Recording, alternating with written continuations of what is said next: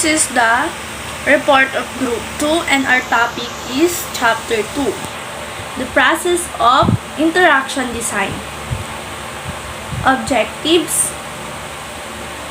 The main goal of this chapter are to accomplish the following. Reflect on what interaction design involves, explain some of the advantages of involving user in development, explain the main principle of user-centered approach, introduce the 4 basic activities of interaction and how they are related to a simple life cycle model, ask some important questions about the interaction design process to provide the answers. Considered how interaction design activities can be integrated into other development life cycles. So this is the introduction. Imagine that you have been asked to design a code-based service enable to people to share and curate their photos, movies, music, chats, documents, and so on with an efficient, safe, and enjoyable way. What would you do? How would you start? Would you begin to sketching how interface might work out on how a system architecture should be structured or just start coding? Or what would you start by asking user about their current experience with sharing files and examine the existing tools, for example, Dropbox and Google Drive. And based on this, begin thinking about how you were going to design a new service. What would you do next? This approach has 4 phases which are interrelated. Discovery. Designers try to gather insight about the problem.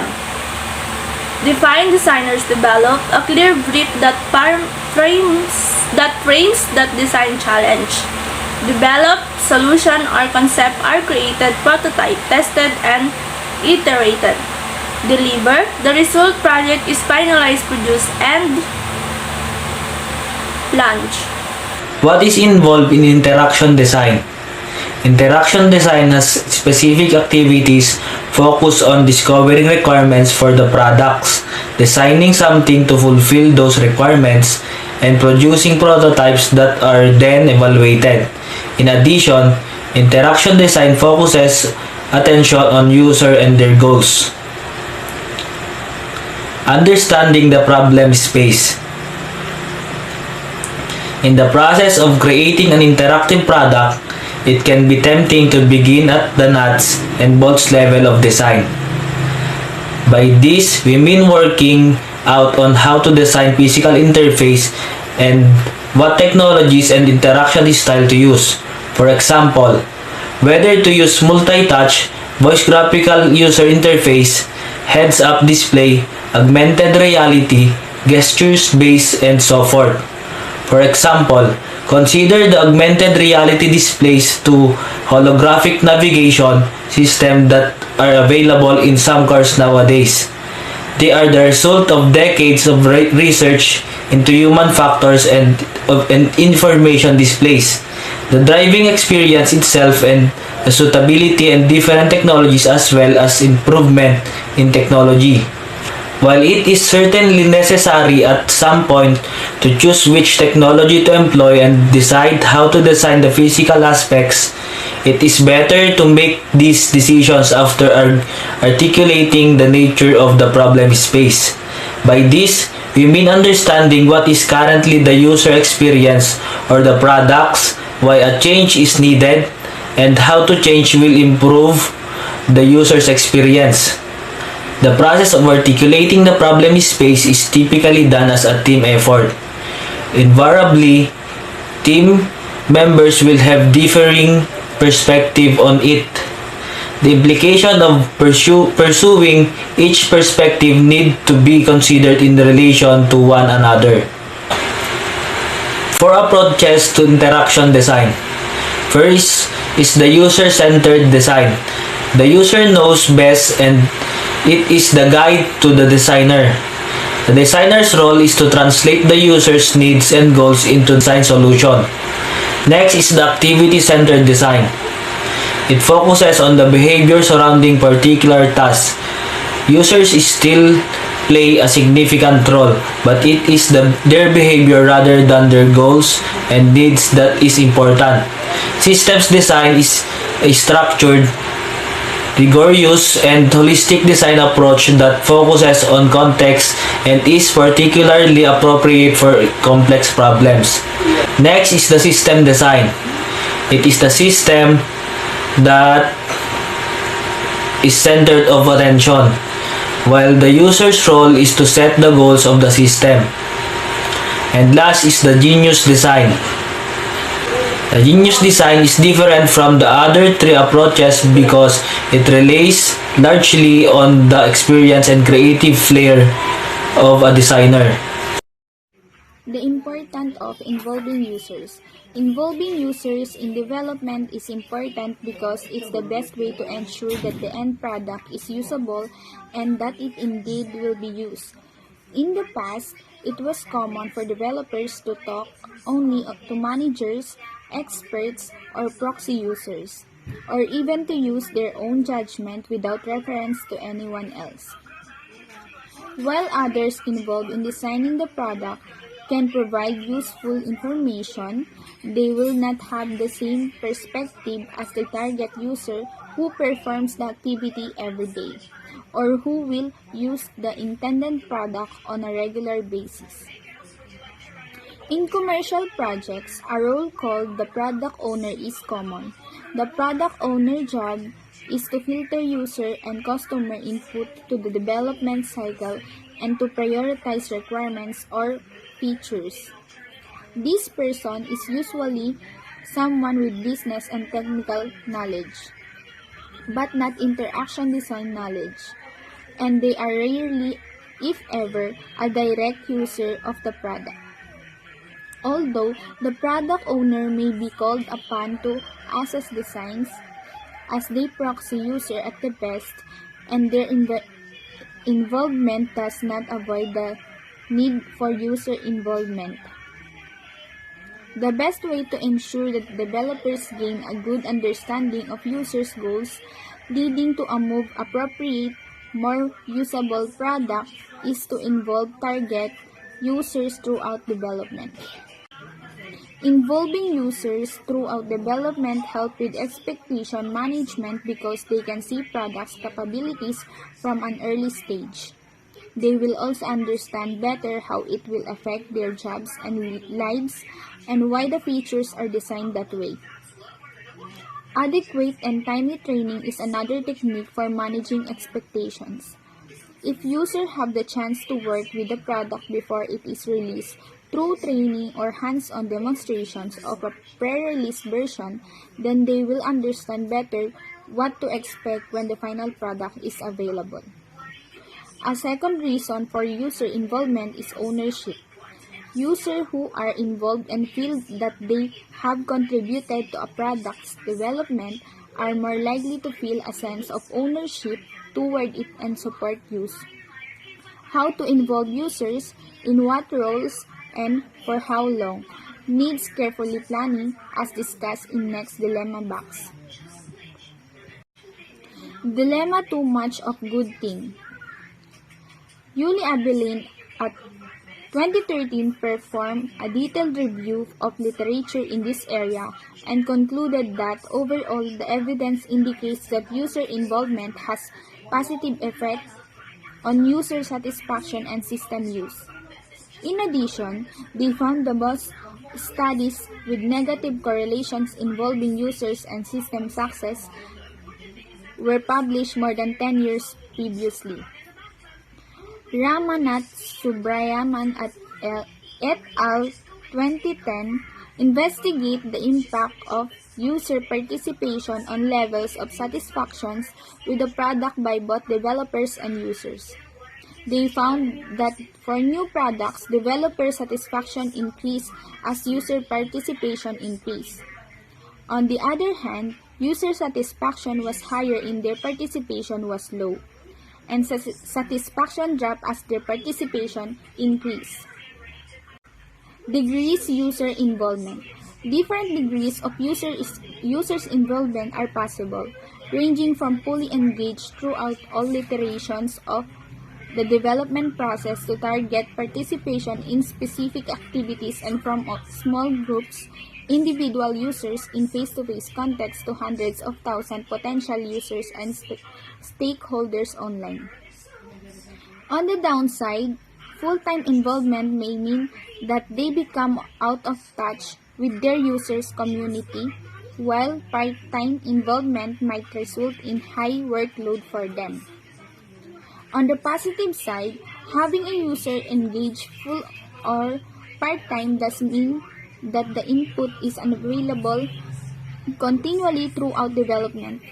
On the other hand, user may take part in specific activities to inform the development or evaluate designs once they are available.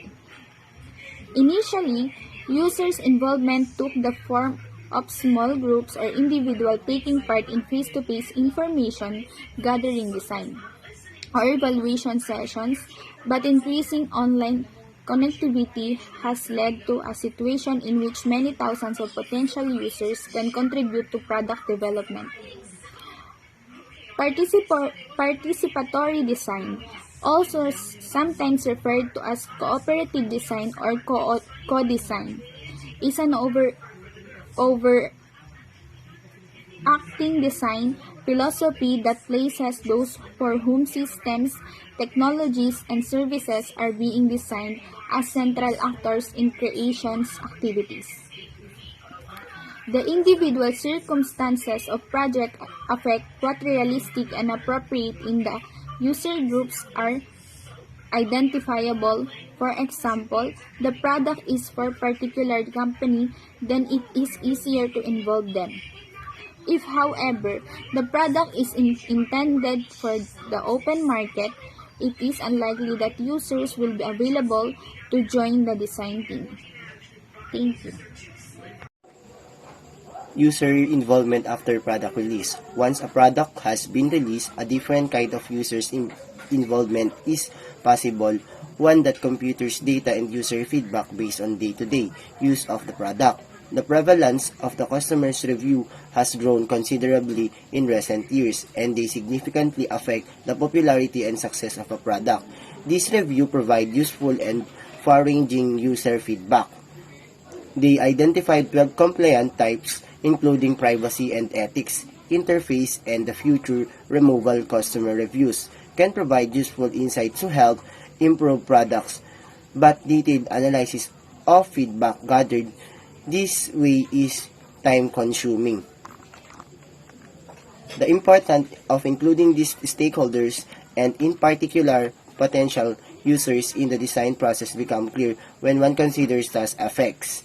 Problem, however, the introduction of the new product will in return influence the identified problem. New problems may arise as well as opportunities may be identified. Explains design in is always determinate because design changes the world within which people act the experience. To support continuous interactive design approach, a close and timely involvement of end users in the design process is therefore required. To successfully include end users, a design process needs to have appropriate facilitating characteristics. The following set up of conditions for effective and efficient participation of end users propose. A direct, explicit communication between designer and needs to be established. The way of communication should minimize the chance of misinterpretation on either side. End users should be enabled to have a realistic interaction with the design information. They should be reliably assess the exact functioning and experience of the design under a wide range of circumstances. End user should be designed under a wide range of circumstances. End user should be enabled to reliably become conscious of and assess the consequences of design decision. Consequence of a design decision should be made explicit and represented in manner that comprehensively regardless in participant and also in training or discipline. Error reporting system ERS, also called online crossing analysis, automatically collect information from user that use to improve application in the longer term. This is done with user's permission but with a minimal reporting burden. This figure shows two dialog boxes for the Windows error reporting system that is built into Microsoft operating system. This kind of reporting can have a significant effect on the quality of application. While Windows XP is no longer being supported, this statistic illustrates the impact ERS can have. The system uses a sophisticated approach to error reporting based on 5 strategies. By using these strategies plus statistical analysis, effort be focused on the bugs that have the highest impact on the most users.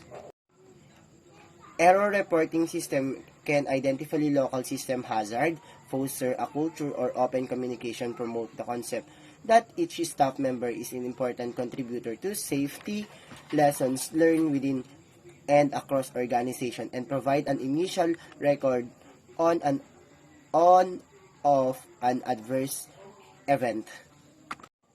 What is centered approach? User-centered design as user-driven development is a framework of process in which usability goals, user characteristic, environment, task, and workflow. A product, service, or a process given extensive attention at each stage of the design process. These principles are as follow. Number 1, early focus on user and task. This means first understanding who the users will be, directly studying their cognitive, behavioral, anthropomorphic, and attitudinal characteristic. Number 2, empirical measurement. Early in development, the reaction and performance of intended users to printed scenarios, manuals, and so forth are observed and measured. So, then, for number 1, especially in the first phases, collect information about what users are trying to accomplish, what not making sense, how well the architecture and system navigation map to users' expectations. For number 2, in probably theory and empirical measures is a random measure arising from a particular realization of a sequence of random variables. That precise definition is found below. Empirical measures are relevant to mathematical statistics. Early focus on users and tasks. This principle can be expanded and clarified through the following 5 further principles. Number 1, user task and goal are the driving force behind the development. Number 2, users' behavior and context of use are studied and the system is designed to support them. Number 3, users' characteristics are captured and designed for. And number 4, users are consulted throughout development from earliest phases to the latest. Number 5, all the design decisions are taken within the context of the users, their activities, and their environment. Empirical measurement. They can help designers choose between alternative designs and check on progress as the product is developed. Identifying specific goals upfront means that the product can be empirically evaluated at regular stages throughout development. Iterative design. Iteration allows designs to be refined based on feedback. This leads to a need for iteration for the activities to inform each other and to be repeated. No matter how good the designers are and however clear the users may think their vision is of, the required ideas will be revised in the light of feedback, likely several times. This is particularly true when trying to innovate. Innovation rarely emerges whole and ready to go. It takes time, evolution, trial, error, and a great deal of patience. 4 basic activities of interaction design. The four basic activities for interaction design are as follows. Number 1, discovering requirements. This activity covers the left side of double diamond of design, and it focuses on discovering something new about the world and defining what will be developed. In case of interaction design, this includes understanding the target users and the support an interactive product could usefully provide. Number 2, designing alternatives.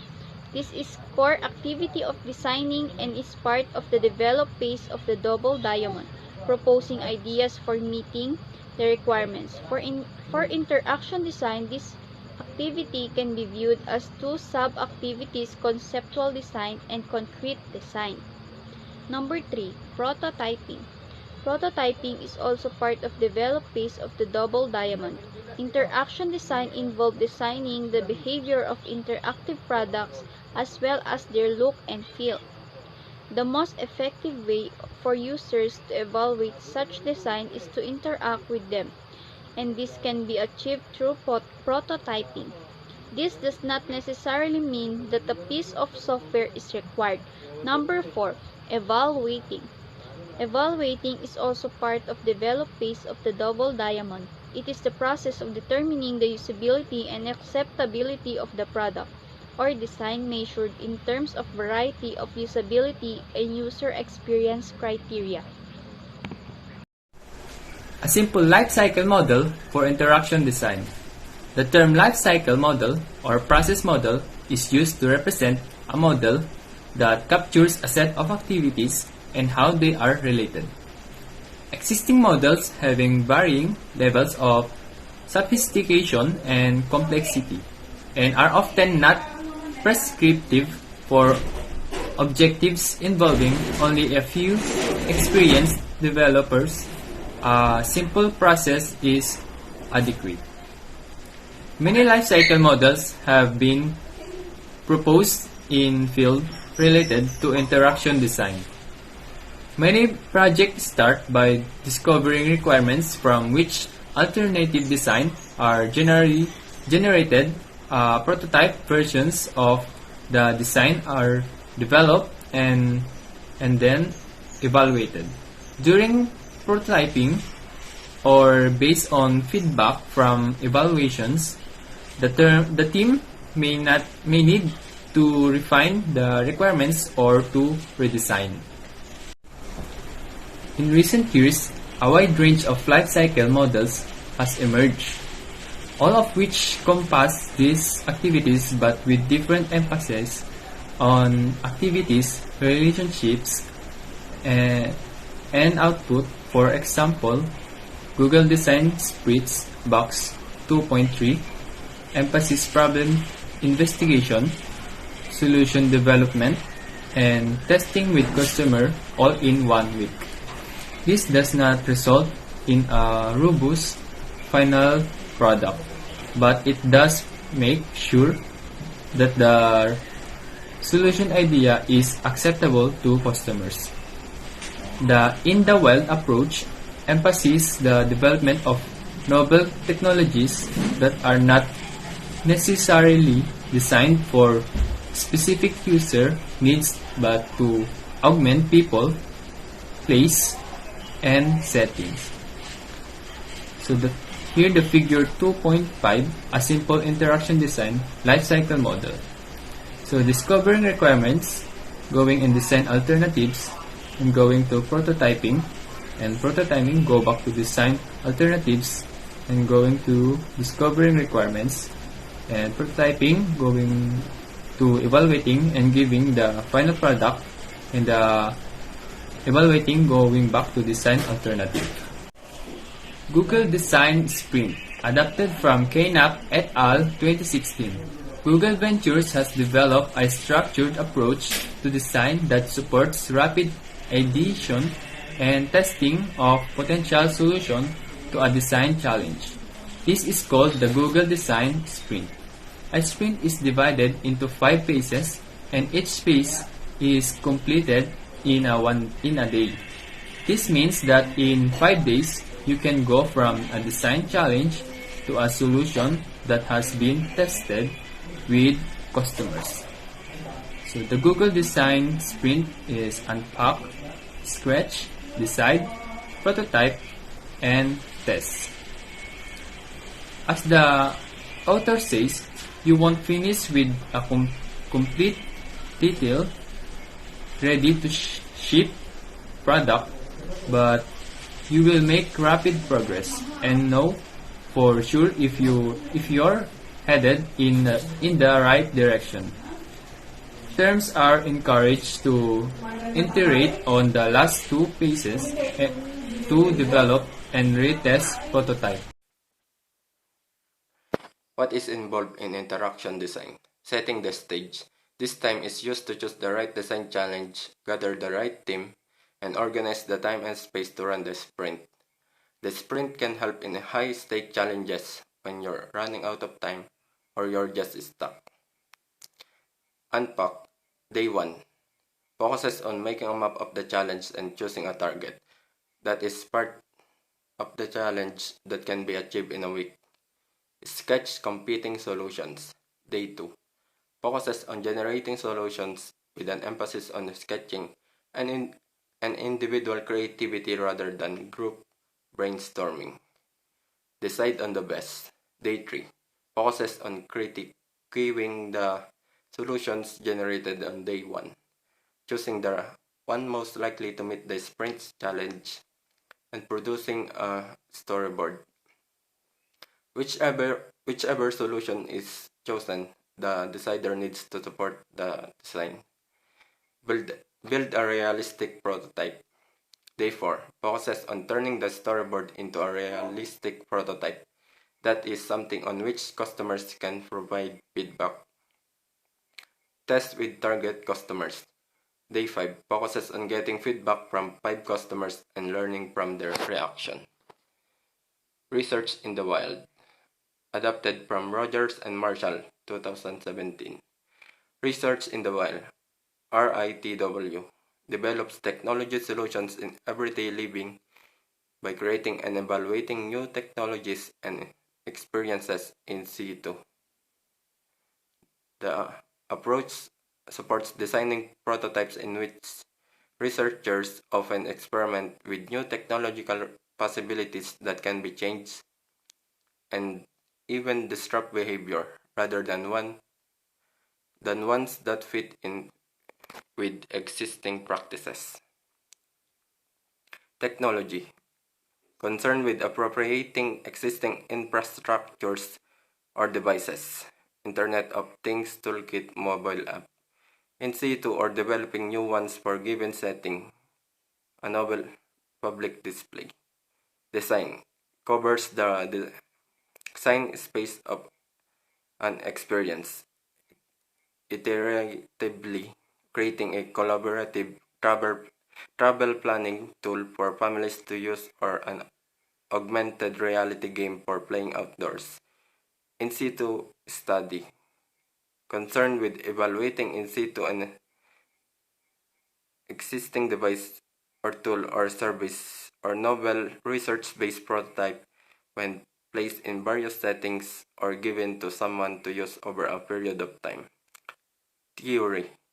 Investigating a theory, idea, concept of or observation about a behavior, setting, or other phenomenon using existing ones or developing a new one or extending an existing one. Who are the users?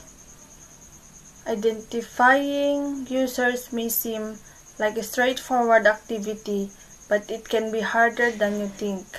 The process of interaction design 56 usage. They discovered 382 distinct types of users, including screen checkers and young parents. Charlie Winson found that little is understood about who the users of smart homes in general are expected to be, beyond those focused to health, related conditions. In part, this is because many products nowadays are being developed for use by large sections of the population, and so it can be difficult to determine a clear descriptions. What are the user's needs? If you presented the same person with these possibilities and asked whether they would buy them if they were available, then the answer may have been more positive. Determining what product to build is not simply a question to ask people, what do you need? And then supplying it, because people don't necessarily know what is possible. Instead of asking users, this is approached by exploring the problem space, investigating the users and their activities to see what can be improved, or trying out ideas with potential users to see whether the ideas are successful. How to generate alternative design. A common human tendency is to stick with something that works, while recognizing that a better solution may exist. It is easy to accept the one that works as being good enough.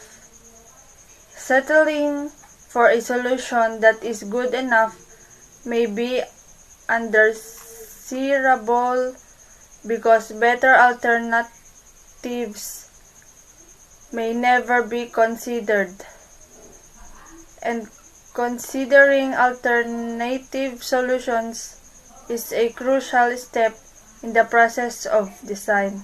But where do these alternative ideas came from?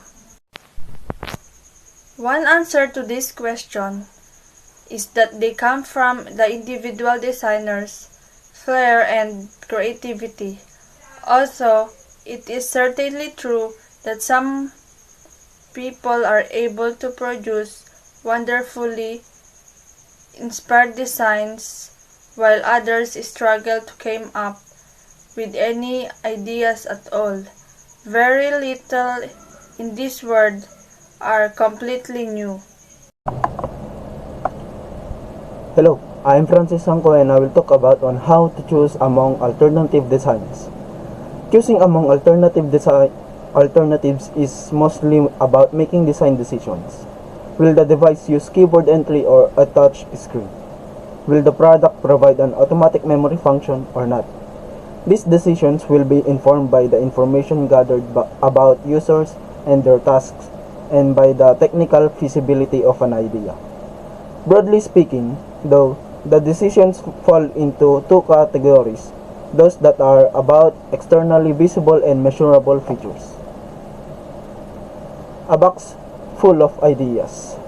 In here there are 9.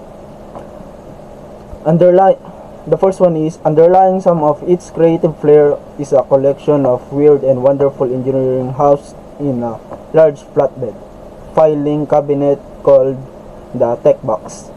The Tech Box holds hundreds of gizmos and interesting materials, divided into categories such as amazing materials, cool mechanisms, interesting manufacturing processes, electronic technologies, and thermal and optical. Each item has been placed in the box because it represents a neat idea or a new process. The staff at IDEO take along a selection of items from the Tech Box to brainstorming meetings. The items may be chosen because they provide useful visual props or possible solutions to a particular issue, or simply to provide some light relief. Each item is clearly labeled with its name and category, but further information can be found by accessing the Tech Box online catalog. Each item has its own page detailing what the item is, why it is interesting, where it came from, and who has used it or knows more about it. Items in the box include an example of metal-coated wood and materials with and without holes that stretch, bends, and change shape or color at different temperatures. Each of the IDEO's offices has a tech box, and each tech box has its own curator who is responsible for maintaining and cataloging the items and for promoting its use within the office. Anyone can submit a new item for consideration. As items become commonplace, they are removed from the tech box to make way for the next generation of fascinating curious. Copying for inspiration. Is it legal? Designers draw on their experience of design. When approaching a new project, this includes the use of previous designs that they know work, both designs that they have created themselves and those that others have created. Patenting is an alternative to copyright that does protect the idea rather than expression of the idea. These are various forms of patenting, each of which is designed to allow the inventor to capitalize on their idea. Detailed internal workings are still important to the extent that they affect external behavior or features. One answer to the previous questions is that using between alternative designs is informed by letting users and stakeholders interact with them and by discussing their experiences, preferences, and suggestions for improvement. Prototyping is often used to overcome potential client misunderstandings and to test the technical feasibility of a suggested design and its production. It involves producing a limited version of the product with the purpose of answering specific questions about the design's feasibility or appropriateness. Another basis on how to choose between alternatives is quality, but that requires a clear understanding of what quality means, and people's views of quality vary. Everyone has a notion of the level of quality that is expected, wanted, or needed from a product. Most projects involve a range of different stakeholders groups, and it is common for each of them to define quality differently and to have different acceptable limit for it. For example, although all its stakeholders may agree on goals for a video game such as characters will be appealing or graphics will be realistic, the meaning of these statements can vary between different groups. The process of writing down formal, verifiable, and hence measurable usability criteria is a key characteristic of an approach to interaction design called usability engineering. And that's all for me.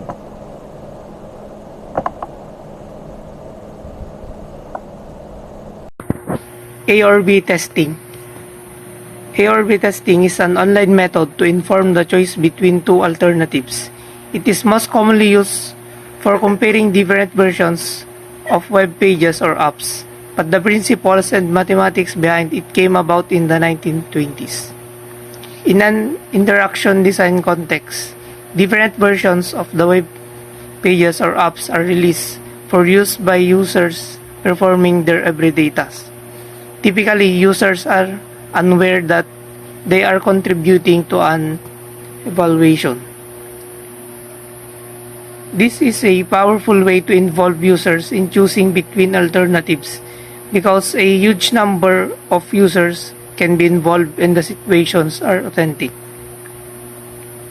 On the other hand, it's a simple idea. Give one set of users one version and a second set the other version and see which set scores more highly against the success criteria, but dividing up the sets using the success criteria and working out the metrics to use are non-trivial. For example, see Deng and Shi 2016.